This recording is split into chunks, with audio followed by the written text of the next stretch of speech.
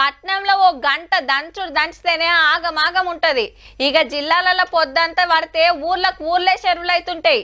ఇక మీది బాజుకైతే చెప్పవశం కాదు, పిలిచినట్టే ఊరుకొస్తుంటది ఆన. కుండ మీద ఎత్తేసినట్టే ఊకుకే క్లౌడ్ బరెస్టే. చిన్న వానలు కాదు, చిన్న ఆగం కాదు. మొన్నటి దాకా జోరు చూపించి జర్రంత గెరువిచ్చినే గాని వరదలతో జరిగిన నష్టం అయితే తీర్చుడు కష్టమేనుల్లా.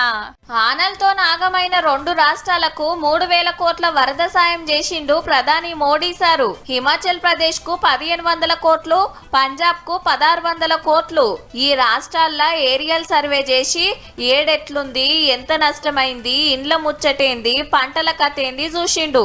వరదలతోటి ఆగమైన పబ్లిక్ తోటి ముచ్చట పెట్టి కాలం చేసినోళ్ళ కుటుంబాలకు 2 లక్షలు, దెబ్బలు దాకినోళ్లకు 50, ఇండ్లు కోల్పోయినోళ్లకు ఇండ్లు కట్టిస్తామన్నాడు. హిమాచల్ ప్రదేశ్ లా వరదలకు ఫ్యామిలీ మొత్తం కొట్టుకపోతే ఒకళ్ళు కాపాడిన 11 నెలల పసిబిడ్డన ఆడిచ్చిండు. పిఎం కేర్ ఫండ్స్ కింద అనాథ పిల్లల మంచి చెడ్డ చదువులు చూస్తామన్నాడు. ఎన్డీఆర్ఎఫ్, ఎస్డీఆర్ఎఫ్ టీములు, ఆఫీసర్లు కలిసి ఆపతిలో పబ్లిక్ ను కాపాడటానికి మస్తు తన్లాడినరని తారీఫ్ చేసిండు.